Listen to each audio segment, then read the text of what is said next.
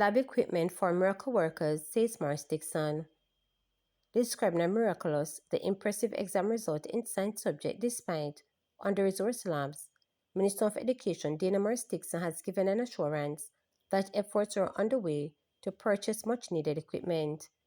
We did an audit of all science labs because we felt that this was absolutely important, and we have a procurement process that is ongoing where we are buying equipment for all physics, chemistry, and biology labs across the board.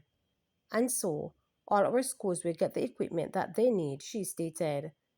Her comments came Wednesday during the final day of the Jamaica Teachers Association 61st Annual Conference held at Princess Grand Jamaica Hotel in Green Island, Hanover.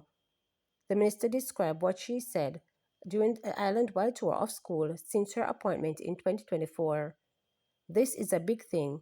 We say that we're preparing our children for a science, technology, engineering, and mathematics STEM future. I have been in so many labs, the bio labs, the physics labs, the chemistry labs, and nothing there, she stated.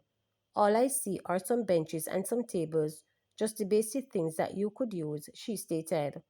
When I saw the biology result for CSEC, I was very happy, but then I said, you know what?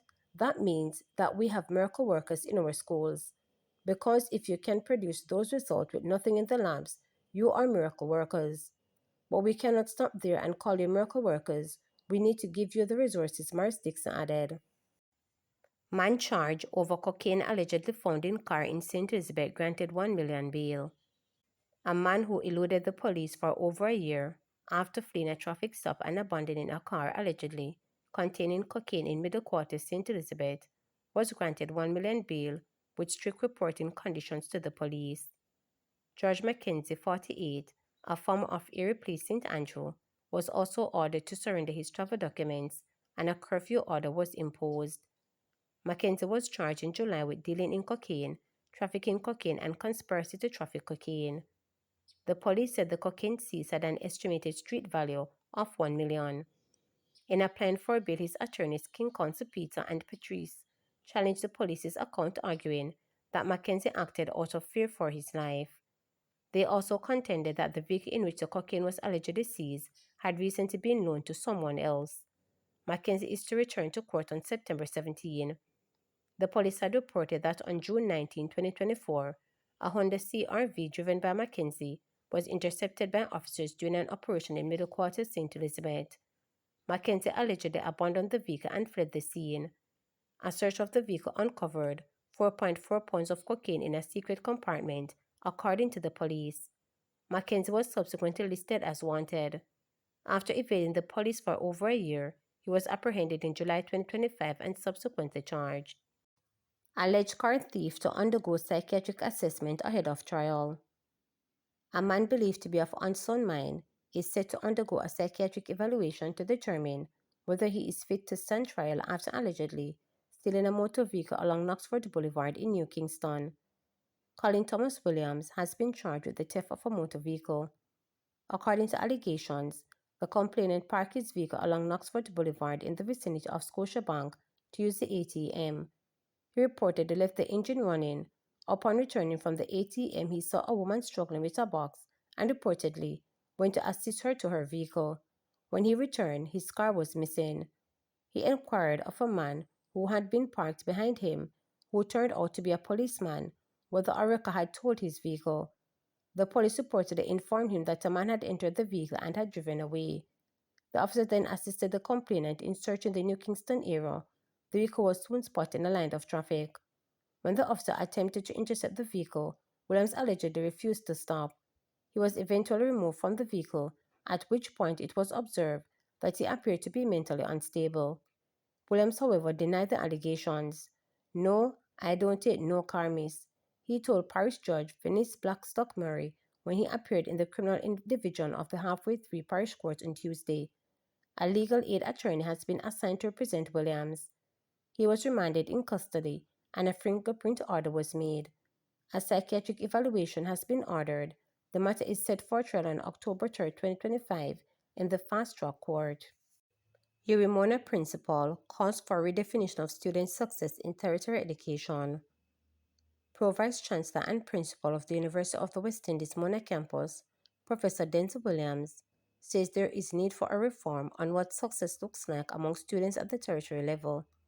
Speaking at the Jamaica Teachers Association annual conference, Professor Williams highlighted that the education system defines success by exam passes. However, he pointed out that the concept of success wavers. Professor Williams referred to Harvard University's system as one he believed is more effective. He said the University of the West Indies is looking to reform its education system to facilitate student success. We have a system that success is defined by passing exams, while it streams and weeds out underachievers. But what are underachievers? What do we really call underachievers? Your version or your concept of success is not mine. Everybody has a concept of what they would like success to be for themselves. We need an education system to facilitate that perception of success. I was doing a course at Harvard about a year ago or so, and I happened to have sat down with a few of the professors for lunch, and I was marveled by the fact that when you go to Harvard, failure is not an option. When you go to Harvard, whatever you want to get out of Harvard is what you're going to get. You only fail if you want to fail, because the system is so designed that once you enter that gate on Boston Bridge and get into the campus, all that you so desire, you will achieve. I said, how did you do this, Rohit? He said to me, the first thing that we do, you recognize we don't give a grade at Harvard. What we do, we mark you on a curve, and we say you're in the top 20 percentile, you're in the top 50. Nobody knows if they get an A, B plus, and all of that stuff. He said, what matters is how the kids interact with their peers. So 90% of Harvard's courses are actually coursework. It's about facilitation of learning. It's not about sitting exams and doing those things. But why is it that they have such great success? Because at the beginning, at the entry point, they make sure that their matriculation requirements are so well defined that once you get through the door, success is guaranteed. That's the kind of thing that we want for University of the West Indies at Mona. That's the kind of things that we're aspiring to. No child should matriculate into the university. It's the same kids who are in the high school system that are starring up the place. How can you be a star at high school and come to university and fail? It baffles my mind. It baffles my mind. These are the same kids who are doing so well. 13 CXCs and how many this and what of, and all of the thing. And I keep asking my colleague, how can somebody get 13 CXC and come to you and fail? Something got to be wrong. Something has to be wrong. And we are now looking at that, and we are facilitating student success. Benches planned to respond to removed from Water Square in Falmouth for refurbishment, says Port Authority. The Port Authority of Jamaica is reporting that the removal of benches and planters spot from this Water Square in Falmouth Trelawney was done to facilitate refurbishment, as they were in serious state of despair. Some residents had raised questions about the removal. Responding, Vice President of Coast Sports Management at the authority, Mark Hilton, told reporters that an email was sent to the Falmouth Mayor on Friday, August 8, advising of the planned removal. Hilton dismissed claims in the public domain of any motive on part of the authority, noting that the removal was strictly for repairs.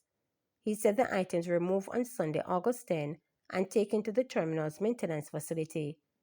The plan, he added, is to have the benches and planters pots refurbished and returned ahead of the peak cruise season in October. To subscribe, like, share, and click the notification bell for daily updates.